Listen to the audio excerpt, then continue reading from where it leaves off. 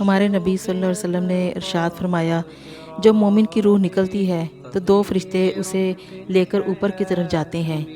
آپ نے ایک خوشبو کستوری کا ذکر کیا۔ آسمان والے کہتے ہیں، یہ ایک پاکیزہ روح ہے، یہ زمین کی طرف سے آئی ہے۔ اے مومن روح، تجھ پر اور اس جسم پر جسے تو نے آباد رکھا اللہ کی رحمت ہو۔ چنانچہ اسے اس کے رب عز و جل کے پاس لے جایا جاتا ہے، پھر وہ فرماتا ہے، اسے مقرر شدہ آخری مدت تک کے لیے عالی شان ٹھکانے پر لے جاؤ۔ اور فرمایا، جب کافر کی روح نکلتی ہے تو اس کی بدبو اور اس پر کی جانے والی لعنتوں کا ذکر کیا۔ اور آسمان والے کہتے ہیں، یہ گندی روح ہے، زمین کی طرف سے آئی ہے۔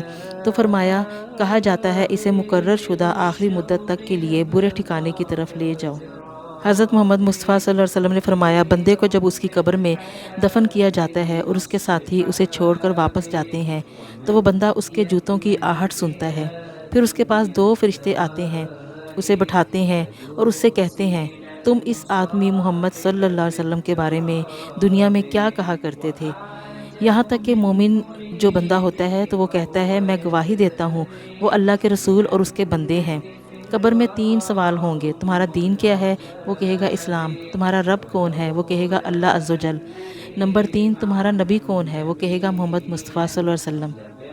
تو جب وہ ان سوالوں کے جواب دے دے گا تو اسے کہا جائے گا، تم دوزخ میں اپنے ٹھکانے کی طرف دیکھو، اللہ نے تمہیں جنت میں اس کے بدلے ایک ٹھکانہ دے دیا ہے۔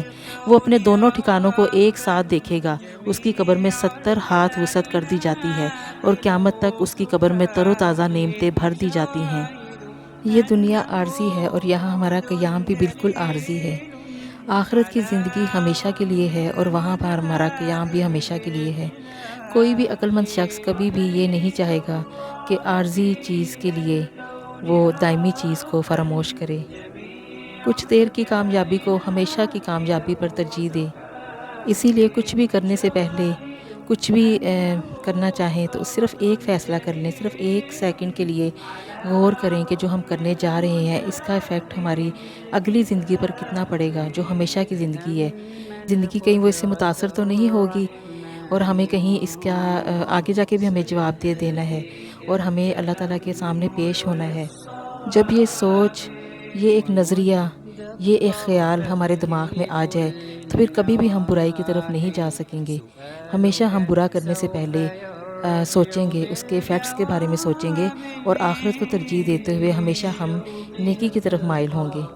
اس لیے نظر کو ہمیشہ آخری ٹھکانے، آخری منزل کی طرف رکھیں۔